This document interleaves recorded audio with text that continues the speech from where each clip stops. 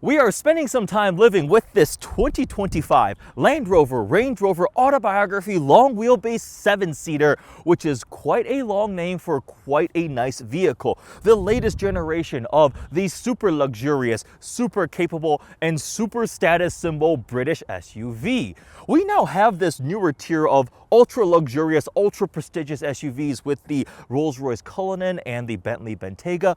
We have the super performance-oriented SUVs with the Lamborghini Urus, Porsche Cayenne Turbo GT, the Ferrari Purosangue, but Land Rover is still able to hit a lot of parts of this segment with their full-sized Range Rover. You can have the regular Range Rover here in either regular wheelbase, long wheelbase. You can go a little bit more luxurious with the Autobiography trim like this one, and they have a GLS Maybach rivaling $20,000 executive second row package that really gives you that first-class experience on the road. But I am very excited to see what it is like to live with this 2025 Range Rover Autobiography this week.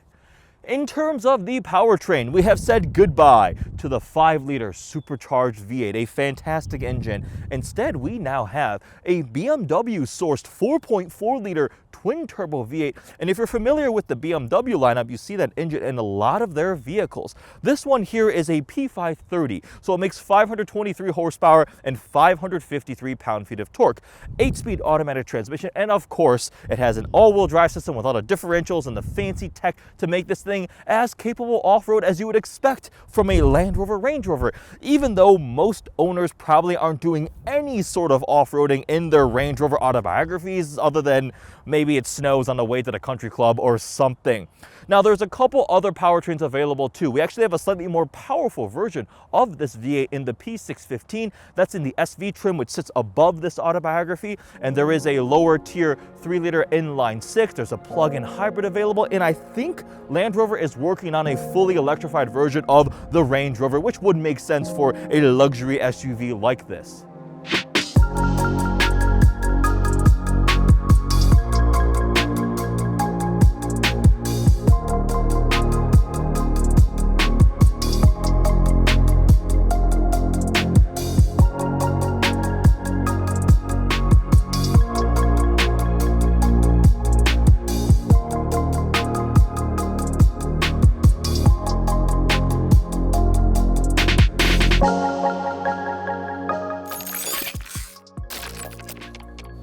The Range Rover Autobiography long wheelbase does fit in the garage. Go ahead, open the door. Ooh, that interior spec. Wow. Good afternoon. Cold start.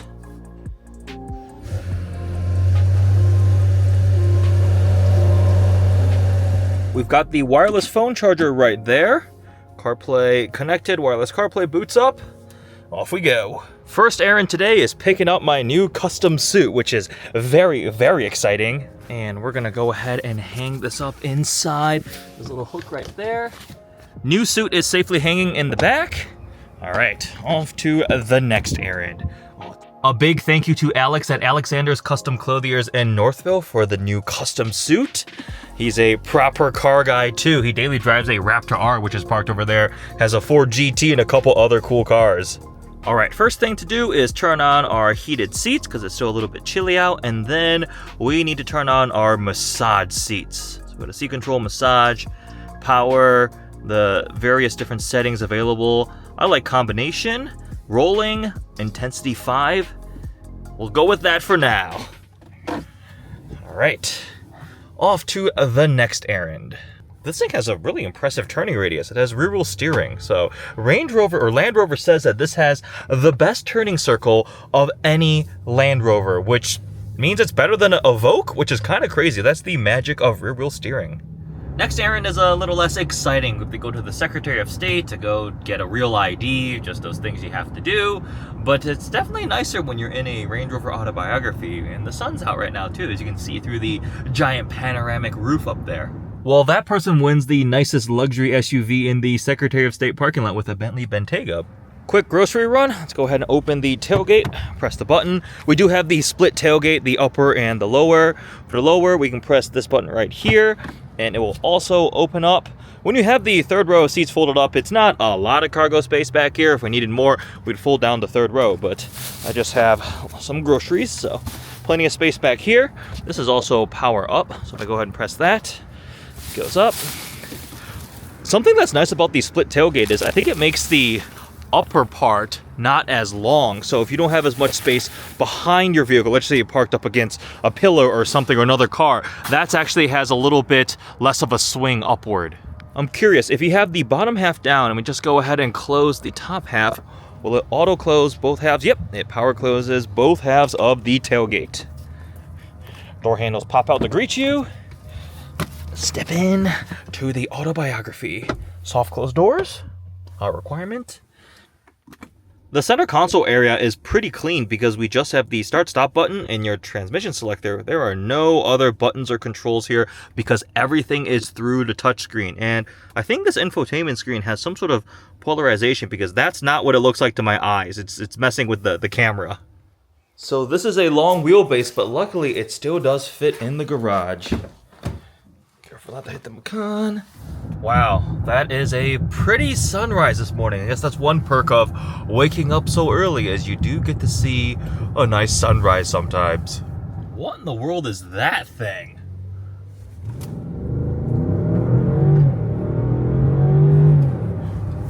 Yeah, that's plenty of power and torque from that twin-turbo V8. That was not even flooring it. Good evening, beautiful. Are you ready for date night? Yes, sir. Let us go in the Range Rover Autobiography. Wow. Already love the white interior. So, Angel, welcome to the Land Rover Range Rover long wheelbase 7-seater Autobiography. I will never remember that. It's the extended length one, so... I didn't understand that. How can I help? Cancel. No, it heard its name. It's the extended wheelbase one, so it's extra long, 3 rows, 7 seats. And Autobiography means like it's a more luxurious, fancy one. So like the massage seats, and look, everything is leather. Even the headlight, that's wow, leather. Cool. That's nice. Everything is leather. And this one has a refrigerator. Oh, cool. So down in here, that's a refrigerator. Wow, very nice. All right, we are off to Birmingham to grab dinner at 220 Merrill. Yes. You found this place on Google? I've heard of did. it. Never been there before, but... Yep, I like to just Google places and find new restaurants to try out, and this one looked pretty good, so... Well, I have to trade in the Range Rover to afford this dinner. No. Birmingham's expensive. Hopefully not. We will fit in with a new Range Rover Autobiography, though, so... This is the full-size, proper Range Rover. So, like, remember we had the little one, the Evoque? And then we had the Sport. This is, when you think Range Rover, this is the proper Range Rover. This is the fully loaded This is everything? this is the Range Rover of Range Rovers, right? Okay. Yeah, the big boy. Because weren't we in an Autobiography previously? Were we in one before? I forgot what trim the Sport was, but the Sport is like a model below. This is like the full-size one, so it's the nicest one in the Range Rover family. What are your initial impressions? I like how big it is. Yeah. I mean, those are always my first impressions, like me noticing how high the car is and how spacious it is in the interior, because from like a practicality perspective, I think those are some of the key things that I notice at first. But do you feel that it's very smooth and wafty and quiet? it is, yeah. I feel like I would probably notice it more if I was driving, so if I was in the driver's seat. But it definitely is very quiet. Like I remember even like driving the Porsche for a week or two and then driving my CRV, I noticed how loud it was inside the CRV.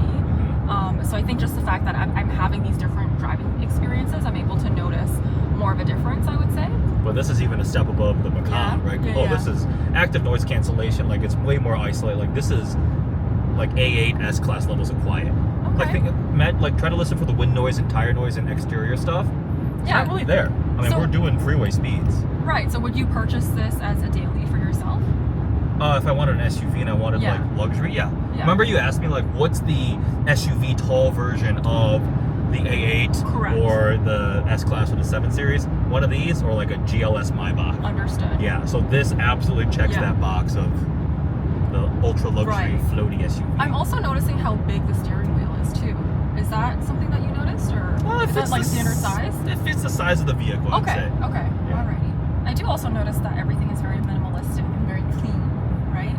Sort of the aesthetic that I'm noticing. Yeah. We're on 23-inch wheels, but the air suspension does a pretty dang good job of isolating you. It also has the active anti-roll bars that keeps the body level. Okay. So when you're going through turns and stuff, you don't feel it as much. But this, it's been a while since I've been in a full-size Range Rover.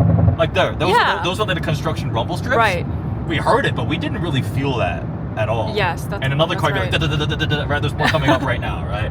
Like we're not gonna really, you're gonna hear them, but oh yeah, I was like, yeah, you're right. But like it didn't really upset the vehicle at all. Definitely more smooth. Yeah.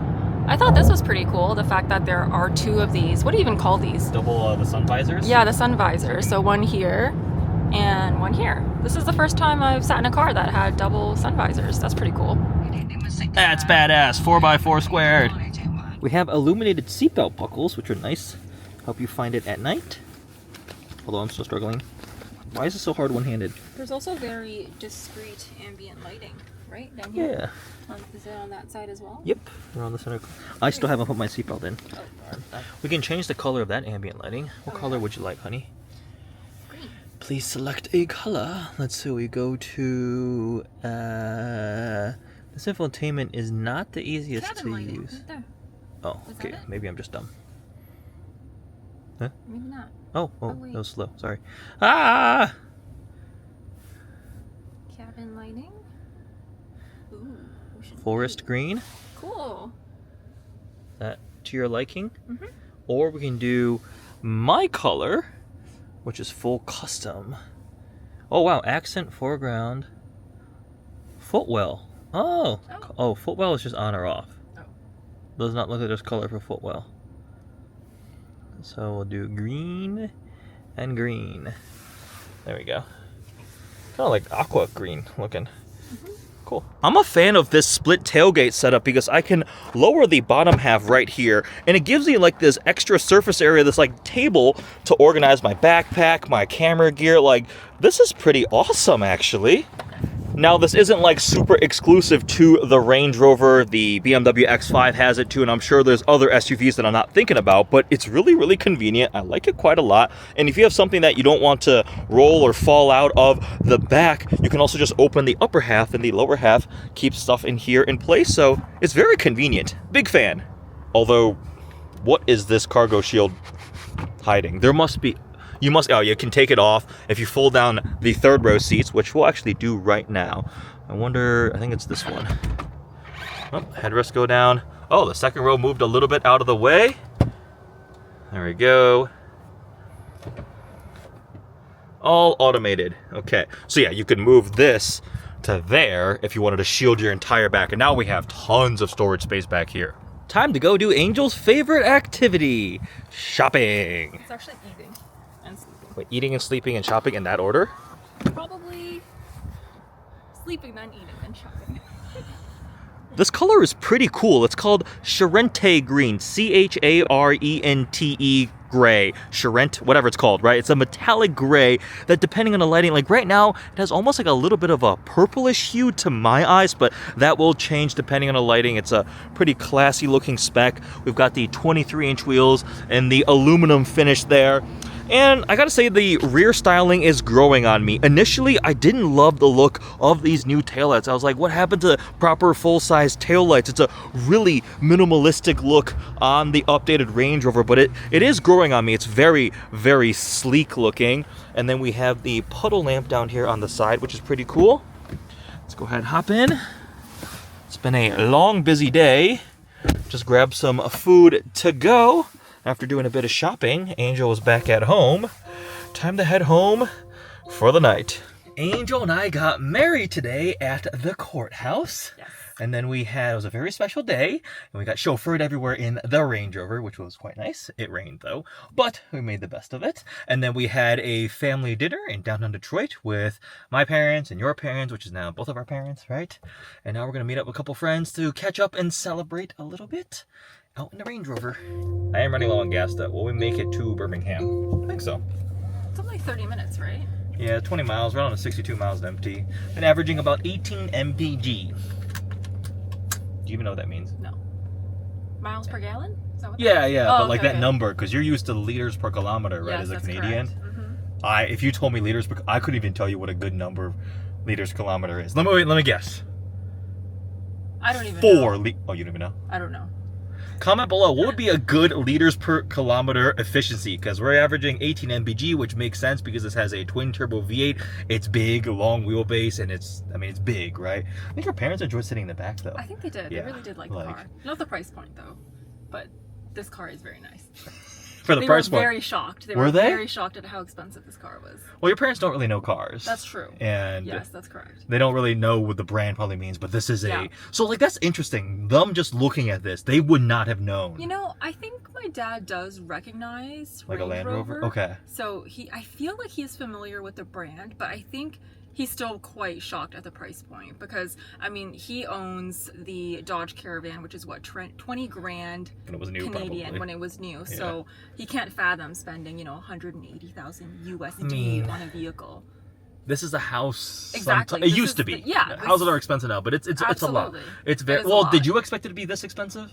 I didn't expect this car to be this expensive. I mean, I knew that the price would be in the 100s, Yeah. but not almost 200, I would say. That I didn't expect. I was going crazy with the options. Yeah. I was building one. So there's an even fancier trim above, the SV. This is the Autobiography. There's an SV, a little bit more powerful engine. Okay. But you can also check a $20,000 executive second row seat. So instead of the 3 seats there, it becomes 2 with this big console down the middle. Oh, that's and pretty they like cool. recline. It's like the that's full fancy. VIP like business class on the kind of like the 7 Yeah, Series type yeah. of thing when we had a i7 or like an S class. And then you can also do some paints. Like this is not that expensive of paint. They have like $10,000 paint options, and some are even more expensive than that. Yeah. Like John's, his was even more. Like they had the full bespoke Yeah. one. So I optioned one to like $230,000 US. Oh my goodness. So they get pretty dang expensive. What So are your thoughts on the price point on this? Do you think that it's worth it? It's hard because it is very, very expensive. Like this is Yes. for the 1%ers, Yes. right? Yep. And when you compare it to like a GLS Maybach, the GLS Maybach has like crazy second row seats, pillows in the headrest that recline. Like it's amazing. And that's about the same price as this. Okay. So that makes it hard to argue the value of this. But there's something about the Range Rover that I like. It's growing on me so much. It's the way it drives, where you kind of waft along, and it just has character, even though objectively there's some complaints. I just had that $80,000 Genesis, the one I showed you. We passed the yes. GV80. So again, I'm going to sound so spoiled and picky, but we have heated seats, right? Yeah. But like the armrests aren't heated. Yeah. The Genesis, the mentioned armrest that. was getting nice and warm. Like my A8 did that too. I mean, does this car have that option, but then you Maybe. have to pay more for it? I mean, we have a refrigerator in the middle. Maybe you can't Yeah. refrigerate because then your refrigerator is no longer I guess cold. that makes sense. It's like something like the infotainment's not my favorite. Like CarPlay kept kicking us off when we were in Detroit. Sure, yeah. And it's just got like a couple little things, but the overall, it's just so, I don't know, it's really growing on me. So you think you would be able to justify? If we were The really, price really point? rich Yeah. and we needed a big SUV, like this was perfect for today. Chauffeuring That's your true. parents in the My back. parents, yeah. I had my suit jacket in the back. I had a bag, like other stuff in the back. We The could put perfect somebody wedding there. car. Yeah. It is like it was. I mean, yeah, we could go to a Rolls Royce Cullinan. Oh no, your phone, Yeah. or something like that. But it is quite nice. It is nice. It is Alright. nice for sure. We're running a little behind. Let's head to Birmingham. Also, this is a way to know that you have a BMW twin turbo V8. You park and the fans are just going off. The Audi, BMW, Mercedes twin turbo hot Vs, where the turbos are in the valley, they generate a lot of heat and the fans are always going off. My Audi RS7 was that way, AMGs are that way, BMW M cars are that way. Yep. All right, let's do a bit of driving and talk about what it has been like to live with this Range Rover Autobiography.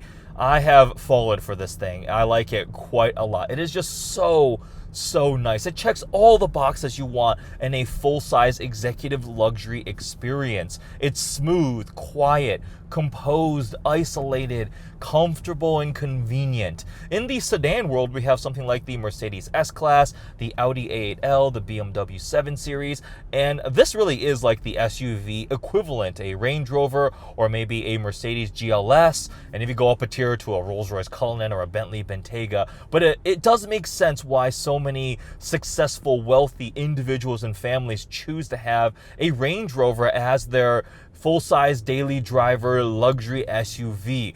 It's so nice. on the freeway, it's comfortable and quiet. I mean, road noise and wind noise is there, but it doesn't ever disturb you or intrude upon the cabin and your experience. We've got the acoustic laminated glass, we have active noise cancellation, and so much technology and equipment to ensure you are as comfortable and isolated as possible. The air suspension, making sure everything is smooth. We have the active anti-roll bar, so when you take a turn, it tries to keep the body as level as possible. It does everything so well. And there's actually a pretty big difference in personality between this and the Range Rover Sport. They're both Range Rover models, but the Sport really, it's smaller for sure. And also I am driving a long wheelbase full-size Range Rover, so this one is the big boy. But this one does the whole wafting, cruising experience so much better. It's kind of equivalent to comparing an S-Class to an E-Class, right? The S-Class is just another tier of isolated cocoon of comfort as you're just wafting along the road, whereas the E-Class might feel a little more compact, it drives a little better. The Range Rover Sport definitely, I think, is a little more nimble for sure. The dynamics are better, even though I've been driving in comfort mode pretty much this whole week because I want to be comfortable in the Range Rover. But we do have a dynamic drive mode. I did not honestly use it much at all. I played around with it. I was like, nah, I'm going to go back to comfort. It suits the personality of this so much better. And we do have off-road modes quite a lot. We have the grass, gravel, snow, mud, rut, sand, rock crawl, wade, configurable. So you have the full capabilities as befits a Range Rover, but I honestly don't know how much the owners of these kind of vehicles are necessarily using this. It's more so they know the functionality is there. The same thing is true of a Mercedes G-Wagon, right? Plenty capable. How many people are truly off-roading their G-Wagons? There are some. Absolutely not going to deny that, but less so than, let's just say, a Jeep Wrangler owner, for example. Just a different class of vehicle and use case for a lot of the owners. Now, the day-to-day experience with this thing, why did I grow to love it so much? It's some of the intangibles, I feel, right? We had our in-laws with us this weekend, so they were being chauffeured around in the back seat, and it just is such a comfortable, nice place to be when you have multiple people to drive around. I mean, the convenient feature, for example, air suspension. We have the various ride heights, normal off-road access. When you come to a stop, it'll automatically vent for the access height air suspension, making it a bit easier to get in and out of. We have soft closed doors. We have the nice sound system. I think it's a 1600 watt, 35 speaker Meridian sound system, which is fabulous. We have plenty of tech luxury features. We got the digital rear view mirror. We've got massage seats up front, heated, cooled seats up front. We've got heated seats in the second row and third row. So I kind of had this whole little procedure I did. Every time we got in the car, I would go ahead and go to the various settings, seats, and I would just like tap, tap, tap, turn on all the heated seats, turn on the massage seats for both of us up front. These things are so nice. But if you really think about it super objectively, there are some deficiencies, I feel, compared to some other competitors, right? But despite these things, I still just loved this Range Rover. I don't love that we don't have any physical buttons, though. Everything is through the touchscreen. You can probably see a lot of dust and fingerprints on the main infotainment screen. There are no buttons for climate, for your music, for seat settings, nothing. It is all through this touchscreen. So that's not the absolute best, right? Like, look at all the little fingerprints and things on there. We have a twin turbo V8 that makes good power. This 4.4 liter BMW sourced V8, lots of power and torque, but I feel it's tuned to be a little more on the lazy side. Not in a bad way, but just it's like a more gradual build. Yes, you can go to dynamic mode, but it's more like leaving the red light, the stop. You're easing away as you kind of build away, just to suit the personality of it being more of a wafting experience. Now, driving it day to day, I love it. I love this kind of thing. I have always loved the S-Class, 7 Series A8. I recently owned a 2019 A8L, and if I wanted an SUV, this would be really up there. Objectively speaking, there are some things like the Mercedes I think does better, but it's something about the Range Rover just adds together to make it so appealing. I've really fallen for this thing this week, and it just is so nice. Like, objectively speaking, the driver assistance tech on this one is not great. The lane keeping actually it's not that great. I turned it off. I was like, it's like fighting me sometimes. It's just not calibrated well. Adaptive cruise control is okay, right? It doesn't have full hands-free self-driving, so if I had an Escalade with Super Cruise, it would be way better for the hands-free self-driving experience. So it's little examples like that where it's not objectively better than everything else, but everything else they add together just makes it so nice. For some reason, this latest generation of Range Rover hasn't really been on my mind. I remember when it first came out, I was like, oh, BMW V8, RIP supercharged V8, and then didn't really think about it much after that. I have a couple friends who have one replacing their previous generation Range Rovers, and they like it, but it just, I don't know, never really was on my mind a lot as an option for a big luxury SUV. But after spending this week with it, man, I really, really do get the allure. This thing, a year or two old with some depreciation and an extended warranty, would be a fantastic option. It's extremely nice. Let's take a look at the exterior design. Up front, the latest Range Rover is pretty similar to the previous generation, just a couple of slight tweaks. We have a very similar headlight DRL design here, the Range Rover lettering across the hood, and then we have a cool rectangular pattern here on the front grille that's kind of echoed down on the lower fascia area with additional lighting. And this color is like a metallic gray with a bit of brown hue to it. But up front, I would say it looks pretty similar to the previous generation Range Rover. The bigger changes happen out back from a styling standpoint.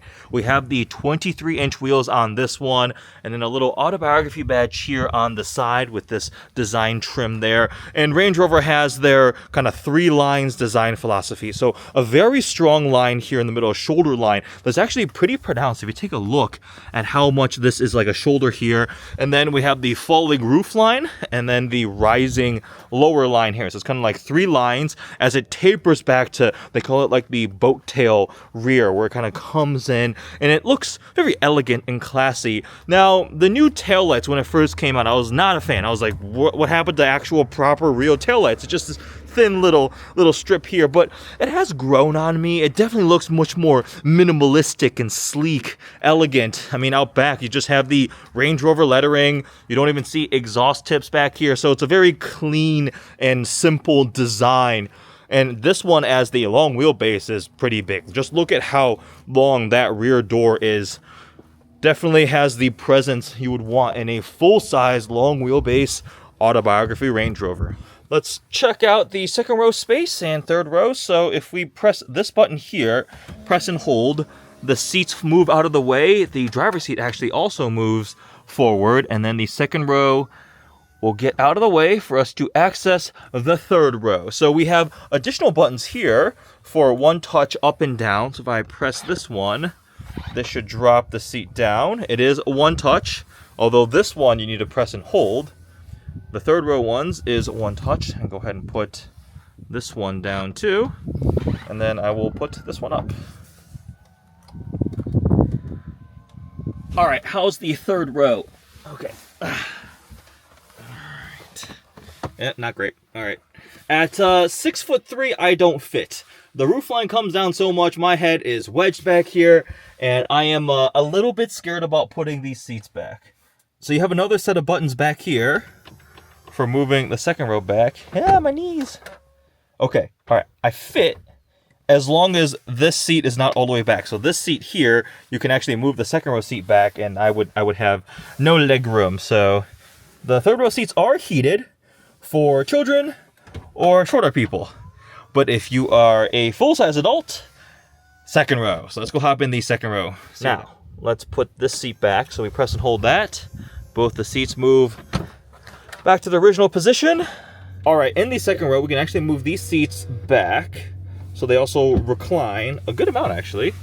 Oh, not bad. These headrests are like pillows, too. So this is pretty good for second row seat experience. Now, there is this crazy $20,000 executive second row suite package that puts this big, like, giant console in the middle, and it's even fancier for your very, very VIP second row passengers. This one does not have that option, obviously, but still, back here is plenty nice. I mean, long wheelbase definitely helps. I have plenty of legroom back here. We have the double little entertainment screens back here, and these seats are also, let's see, heated and cooled, I believe.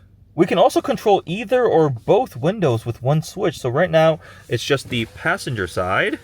Put the window up and down. If we hit it again, this should do both. Yeah, I just put up both of the privacy shades. And if for whatever reason I want to just control the passenger side, now my switch is controlling that side. We also have the ability to do some lighting. Oh, this let me... Yes, I can control the panoramic sunroof shade from back here as the second row occupant. I can also mute and unmute the audio from back here. If I don't like the music the driver's playing, I'll be like, no more. We have the same memory seat controls as in the front seats. Very nice back here. But if you're driving, this is where you're going to be. Well, obviously, this is the driver's seat. We have a pretty large diameter steering wheel. It's a combination of wood and leather. It is heated. We've got controls for our adaptive cruise control, lane keeping, and then on the left side, you can also interface with the center screen here. Using this, it changes. So it goes from like the shortcuts around the outer edge, front and back track. If you press it, now it becomes the arrow pad for controlling various things. You can change the layout to go between the two dials, or you can go to focused, so it goes kind of all rectangular.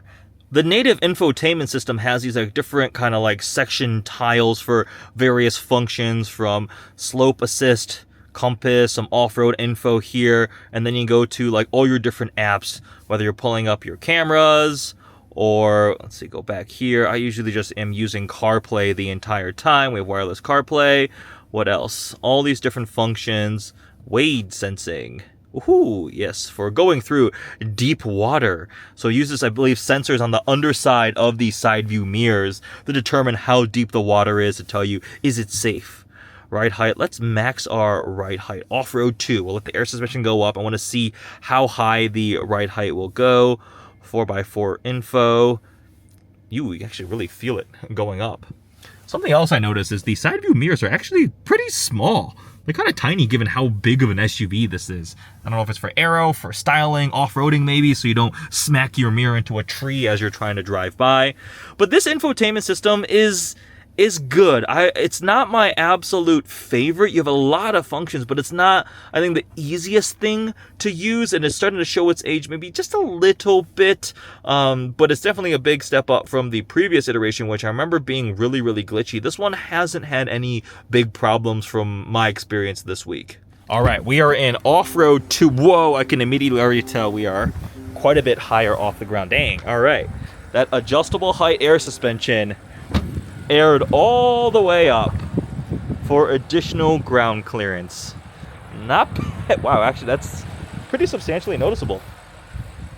All right, let's talk about the price. So this specific Range Rover Autobiography long wheelbase 7-seater has been optioned to $177,000. And I acknowledge that is a very, very expensive vehicle. But the entry regular wheelbase Range Rover starts at around $108,000, and they can get even more expensive. I was playing around with the configurator, and I built an SV with the executive second row package, a crazy paint, like a $10,000 paint option. There's some pretty expensive bespoke ones, matte finishes, to like $260,000. So they can definitely get very, very pricey.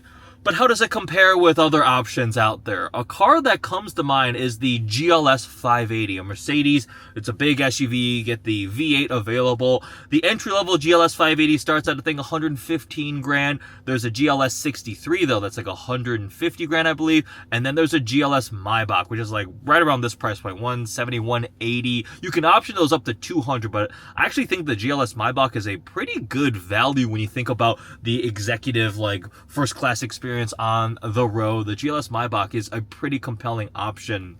So the Range Rover does span the whole price spectrum. Obviously, you go up to Rolls-Royce and Bentley, you're at a whole different price segment. The X7 will also come to mind kind of in this price range.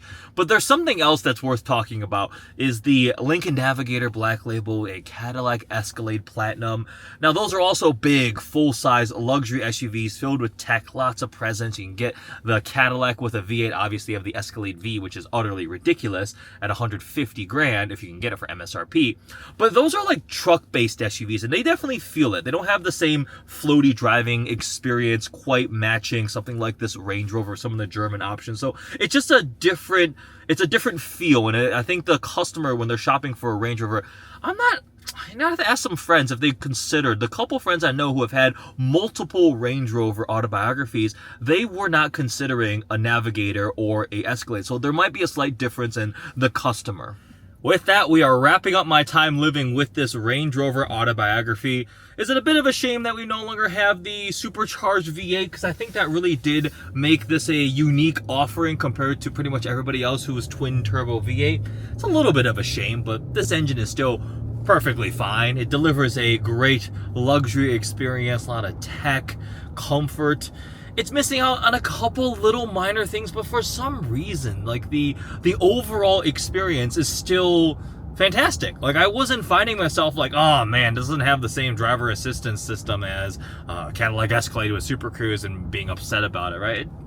It still won me over. And when you're making an emotional purchase of a extremely extravagant luxury SUV like this, I mean, this is very expensive at essentially $180,000. You want to feel like it's a special experience.